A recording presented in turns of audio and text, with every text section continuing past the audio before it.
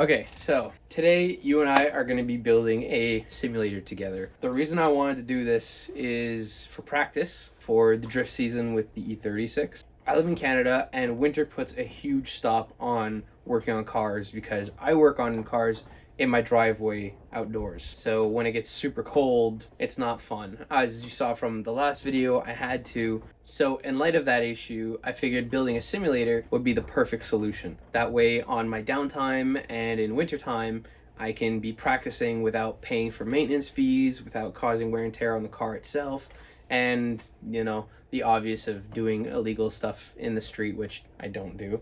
I'm going to be building it completely from scratch, out of wood. I chose wood instead of metal because A, it's a little bit cheaper, and B, it's going to be a lot lighter. I also got a seat from the scrapyard.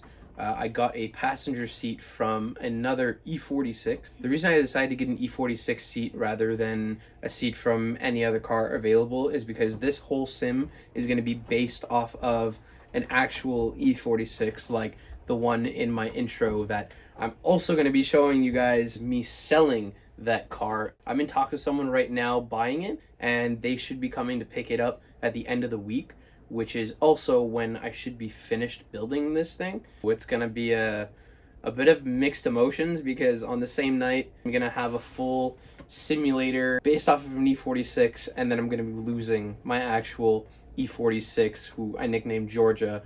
I absolutely love E36s and E46s. E46s, especially with their 50-50 weight distribution, the rear-wheel drive. A lot of them are manual, and they have just under 200 horsepower from an inline six, which also sounds amazing.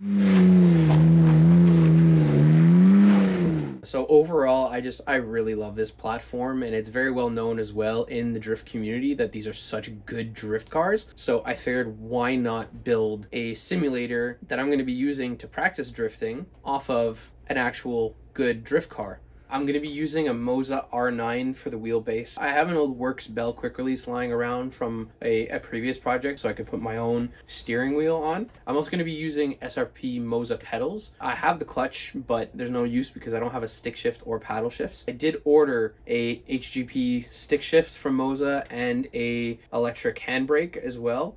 From the date that I'm filming this, that's going to take a good month or so to get in. So now it is time to get to building.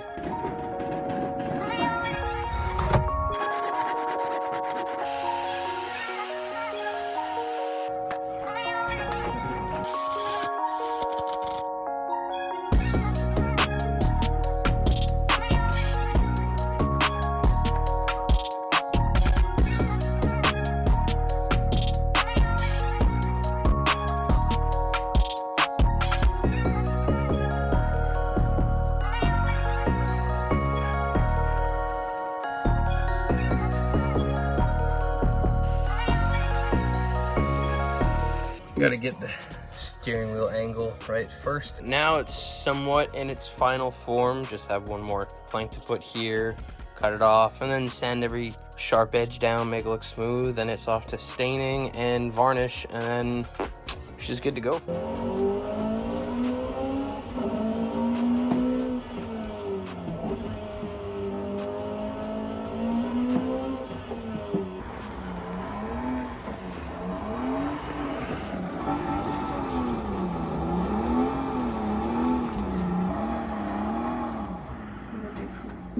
You smiled, I'm off the hook.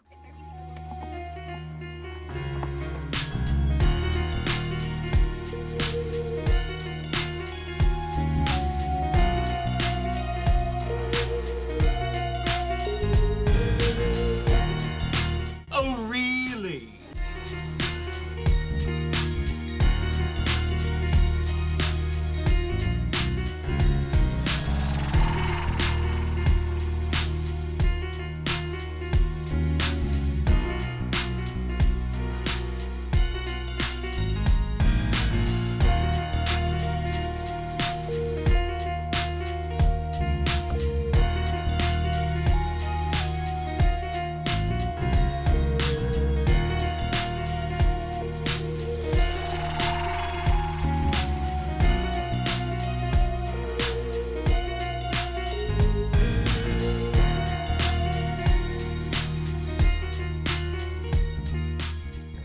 This one's nickname was Georgia.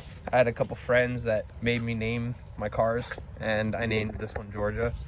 So it really sucks to see Georgia go. I really love this car. It's time. It's been 3 years. She served me well. I gotta move on to bigger and better things, but I will always miss and always look back with fond memories of this car. She's really been an absolute unit and workhorse. Man, even just looking at her, I'm like, it looks good. I don't want to let it go. She has such a character to her. Like it's such a piece of shit. Mismatched panels, and the other side there's a lot of rust. And I mean, you can even see there's rust starting at the bottom. I don't know, it just has a persona to it. Probably why I've held on to it for so long, to be honest. It's given me a lot of headache. Non-stop issues. I mean, I drive it hard, so it's kind of fair. I don't have access to a shop now, and I'm just tired of keeping up with it. It's always constant maintenance. It's every 3 weeks there's a bushing that's gone bad, or there's a new noise, or I want to put more time into the Tahoe and the E46. Once I take it out of hibernation, the 2 bikes, get those projects on the road. Like, there's lots of details that went into this car. Did poly bushings, drilled the slotted rotors with carbon fiber pad, muffler delete, some stainless steel brake lines. Made it kind of OEM plus. I really love this thing. I took this thing all the way down to the States a couple times. Headliner starting to stag. Typical Ether E46. Today, Junior! These things. I've done a rally with it.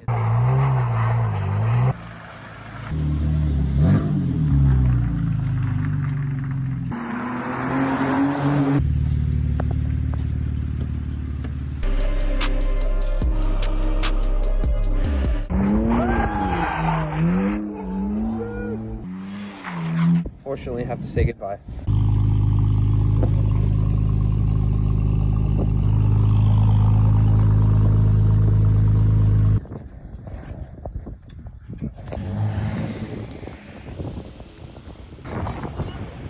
For sure, bro. I'll send it to you.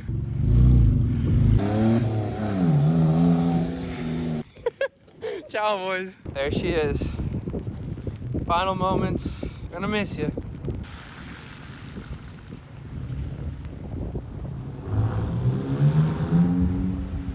Well, it's a rainy day. I'm gonna miss that car a lot.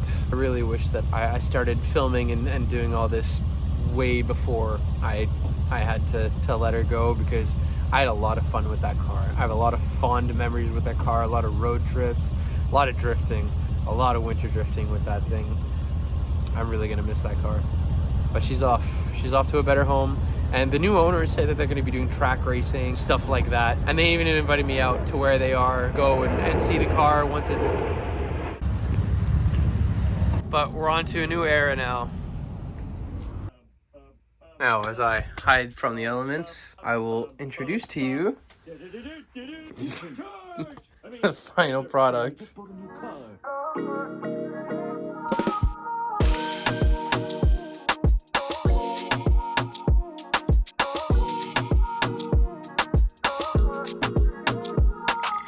I also added tables, and I even made myself a phone mount, fully adjustable. Figured, well, while I'm trying to learn how to work with wood and whatnot, why spend money on a phone mount? Why not just build one? So came up with this thing. I'm really happy with how it turned out. It took a little longer than a week and a half to get this thing done, from cutting, assembling, measuring it all to make sure that it fits exactly how I would be sitting in an E46. The angle of the steering wheel is exactly 20 to 25 degrees. The center of the steering wheel to the floor is exactly 24 inches. The frame rail on the seat is exactly 1.5 inches of the throttle pedal. So it is exactly a E46 cockpit. All that I'm missing is just the shifter and the handbrake. Is it recording now? Yeah, I was just on focus. Yeah. E46. So